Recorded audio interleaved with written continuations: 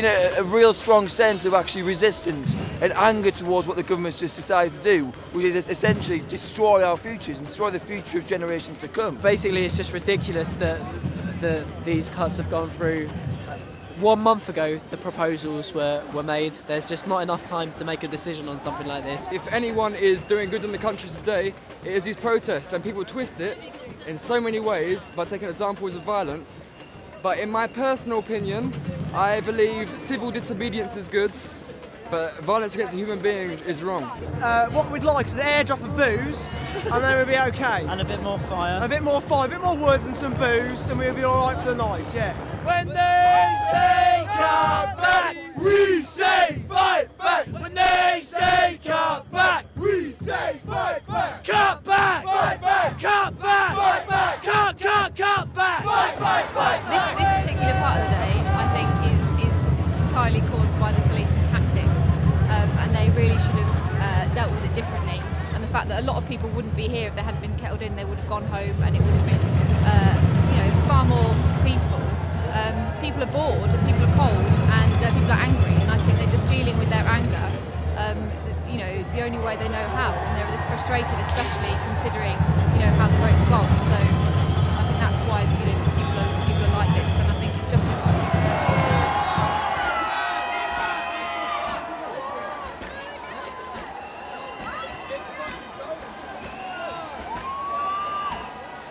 I think damage to property is bad, but I think making students pay £9,000 a month is worse. And I think if you take less of two evils, it's shown that we really aren't going to stand for it. I don't think any rights have ever been won throughout history by, lower class or minorities without force, without direct action, civil disobedience. So I think it's completely justified. You've just got to look at the suffragettes and the Black Civil Rights Movement and Wat Tyler, stuff like that, to know that this is necessary.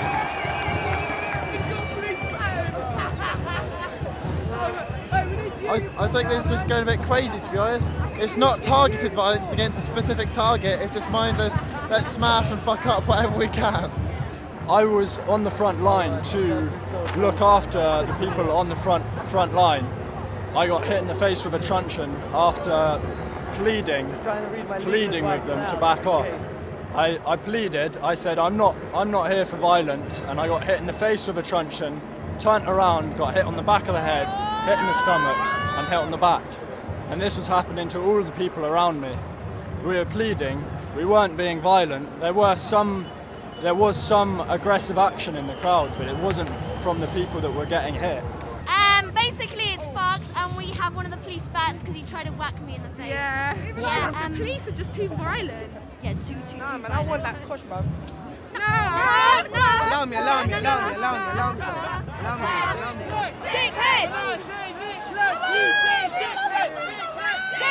Being on the front lines, which I haven't been before, I was pretty shocked by what was going on, just the police brutality really, and especially earlier we've had some police charging. I was at the front of the line, and people were getting knocked down and the police were still charging, and they weren't listening to the people. It was quite scary, but I think the level of unity that's been here today is really heartwarming, I think, because I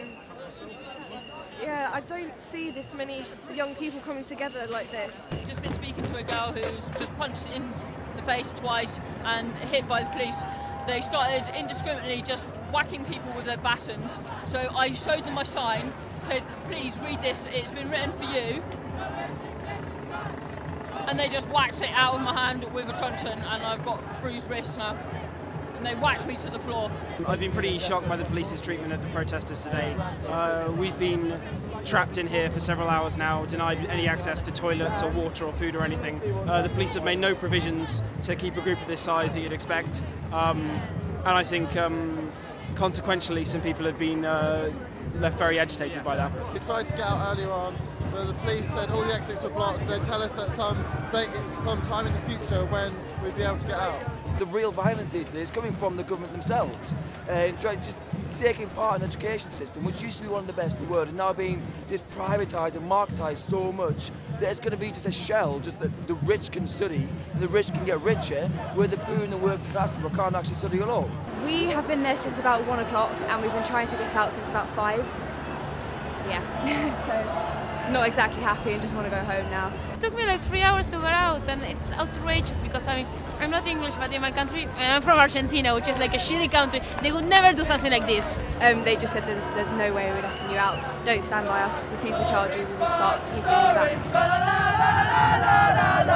It's not the season to be Tory.